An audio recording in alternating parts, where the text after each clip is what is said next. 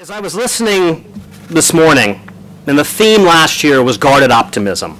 We were all worried, we were frustrated, we were hoping that things would get better, but we were concerned because we knew that, let's just say that there were indicators it might go another way. I think that although some people I've spoken to recently have talked about despair, I would not go that far, but I would say considerable concern. And it should be a concern. It's not just about democracy. It's about the viability of the Ukrainian state. That's what was at stake 2 years ago. That's what was at stake last year. That's what was at stake today. And I believe fundamentally, from my time there and from my experience studying Soviet and post-Soviet relations, that Ukraine, it can only be a viable state if it is democratic. We've seen over the last year some of the chaos disappear and become a sort of administrative vertical that gives at least the appearance of some sort of stability and strength. But it's not clear if that's the strength of really a new structure or whether that's a brittle crystal that's formed. And I think we still haven't seen the substantial shifts in the fundamentals of political cohesion, democratic institutions, economic viability, state structures, state institutions, and we're concerned about this. Nadia brought up a point about Russian funding of diasporas overseas. I'm currently struggling with a paper on Russian soft power in response to NATO and EU enlargement, which hopefully will be produced sometime in the next few days. But it's very clear that when people talk about this leader or that leader in Ukraine being pro-Russian, that Russia is not pro this or that leader. That Russia has a clear strategy in Ukraine, and has had it for a long time, of undermining the viability of the state. To quote Putin, de-sovereigntization. And it's important, and they've had a lot of help locally. And I have to say that help has been nonpartisan. Broadly, the Ukrainian elite has chosen to reject the kinds of reforms that are needed to bring the country into the future. I thought you meant the United States. And as I would tell my Ukrainian colleagues, isn't it amazing that now in 2005, 6, 7, 8, to choose your date, that it's harder. In the early 90s, the reforms were made that required a poor pensioner who was living on $100 a month to live on $50 a month. The reforms that are required today are the ones that would require someone living on $100,000 a month to live on $50,000 a month. And my God, is not that harder? So this is the real challenge that Ukraine faces, and that those of us who care about Ukraine face. If Ukraine is going to be viable as a state, it needs, of course, to get its act together internally, but it needs external support. And the Socratic method is not a very good way of providing external support. Sitting back and asking questions until the people locally get it right. How often do you and I do things that way? We don't. We ask somebody, we find a template online, we go and we try to gain that external information. So this engagement internationally is vital for Ukraine's future. There's a lot of goodwill internationally, but there's a lot of fatigue. We all feel it. The Gromada feels it. The governments feel it. The expert community that I'm a part of feels it. And government today is having a difficult time because it naturally engages with governments. It naturally engages with political elites. And it's having trouble finding constructive interlocutors, people with whom it wants to meet, people with whom it can identify. But there are engines of change outside the political class. And I was struck by the visit last week, was it, Nadia? 2 weeks ago now? God, time flies when you're having fun. How, when groups come through, particularly groups from civil society, how the interlocutors brighten up. These are people we can talk to. They're the future. They represent something. And so I think it's time, really, to start to think about the engagement with Ukraine as not being a government-driven process. Yes, it's important to inform government. Yes, it's important to keep it on the agenda here. But it's even more important to broadly engage, to develop people power across the divides of the internationally. That's what will make the strongest difference. And today, in civil society, in business, especially small business, in the civil service, there are Ukrainians who want a better future for their country and are looking for external support, for external validation, for external ideas. And they want to be linked into the world. I went to one leading think tank recently and asked, what is it that you most need? Where do you see the problem is? And the head of this think tank told me, you know what we need? We need an English language editor. It costs us about $1,000 a month. And if we do that, we can put all of our work out in English, and we can have already a dialogue with the world, and not just a tiny peephole in which the outside world can look in. There is increasing consciousness in the eastern part of Ukraine. Eastern Ukraine did not experience the Orange Revolution. And they stayed in a vertical of power. And many of them are unhappy now. That consciousness, that outreach to the east, it's the frontier for civil society today. And as was brought up before, to deal with that, you have to deal with the issue of language. Because they're people who many of them are more comfortable speaking in Russian. Even if I remember a wonderful taxi ride where from Severodonetsk to Donetsk airport, where the taxi driver was picking up the phone and speaking in Ukrainian, a local dialect, but Ukrainian, and Russian sort of intermediately. And he even switched in the middle of his discussion.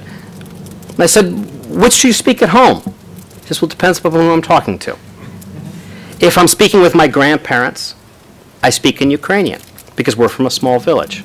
If I speak with my parents, we speak in Russian. And if I speak with my wife, we speak in Ukrainian. So this accepting this kind of diversity is vitally important. And it's also a challenge, because I remember very well a few years ago during the policy dialogue talks, there was a minor scandal when one of the speakers wanted to speak in Russian. And the interpreter said, I can't interpret. And it took some time, because I went over and talked to her, Elena, if you remember. I said, look, in Washington you can find Ukrainian English interpreters that don't speak Russian. She was amazed. She had never thought that's possible. Right? So there are issues that need to be addressed with good faith and with understanding. And I think it's also important to realize that in Ukraine today, the big ideas have largely been discredited. They were used for political purposes. The Ukrainian community here, which spent so much effort in ethnic, historical, linguistic issues over the Yushchenko administration, is in the same position I'm in, having been the NATO representative. Our issues were used. It's not bad they were there, but they were used to some extent to simulate change, to simulate reform, to replace it, rather than to stimulate it. And so the big ideas now don't get as much traction. People have suspicion. But the small ideas, everywhere, these mini Maidans, that's where people need. So the ability to go out and network and do it quickly and engage and provide information and be responsive, this is the key to having impact.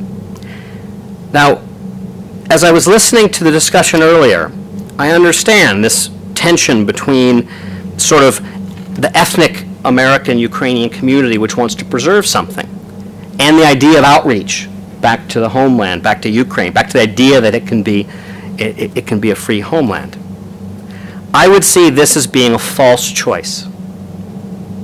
Because if, in another example, years ago, when we lived in Omaha, Nebraska, the Italian officer at SAC was invited to speak to an Italian community.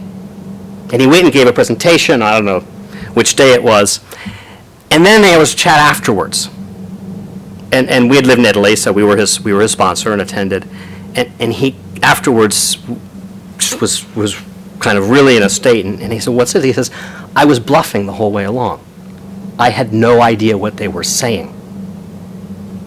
Because 100 years of separation, and they no longer spoke a common language. So if the Ukrainian community in America is going to be vital, it needs to understand that communities grow and culture changes. And by embracing the fourth generation and embracing the changes, you can also help ensure that that which you feel is most important survives, that it gets passed on to new generations. I think one of the key, and being open to this diversity, it might be interesting to look at the way that a lot of alumni associations are working now.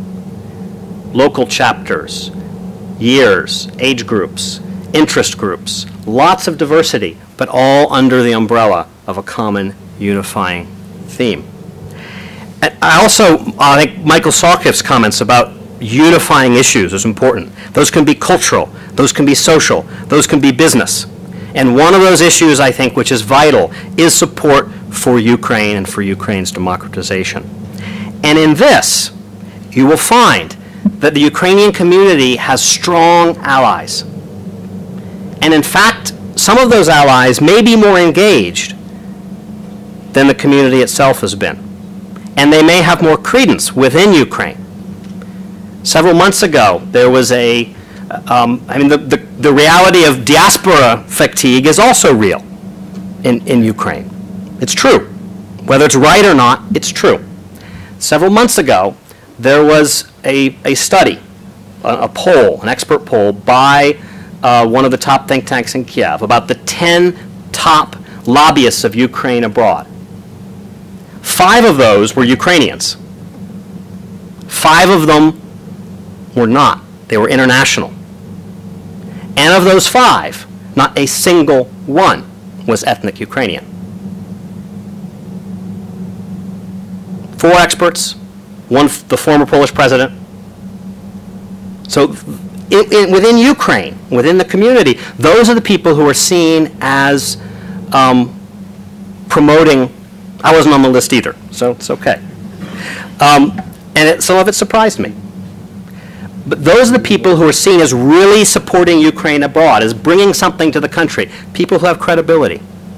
So if the Ukrainian community is going to be effective in bringing this, in helping to promote democratic change, and really bring about this dream of an independent Ukraine, a homeland for the Ukrainian people, it will be important to differentiate these national and ethnic issues and to be able to support a Ukraine that is an inclusive political nation.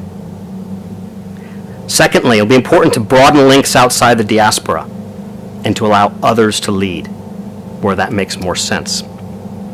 It will be important to not abandon the political side, but to understand that the real strength is in catalyzing people-to-people contact, in providing support, ideas, resources, but in a diffuse way. And that means, I think, not just in Ukraine, but here as well. So need to broaden to the rest of the country, to find out what it is that others are interested in contributing to and to bring them in. That might be a proliferation of sister cities. That might be on-call experts for various issues. That might be support groups. All sorts of possibilities. And in looking at what those possibilities are, there's a tendency to have a lot of events, to have a lot of activities, to have a lot of good ideas, and to throw resources at them. Some part of resources within a business, usually say about 10%, need to be focused on strategic planning. Not just talking about the need for it, but sitting down, doing the research, doing the market studies, finding out, taking polls of the leaders, finding out what the various visions are, finding out who does what, harmonizing their activities, moving from events to impact. And doing that will require dedicated resources. Let me just leave you with that. In the end, there will be a need to bring together dedicated resources if the community is going to work together and to have an impact and to also to grow and thrive. Thank you very much for allowing a людина не без украинской походження to join you today. And thank you for your attention too.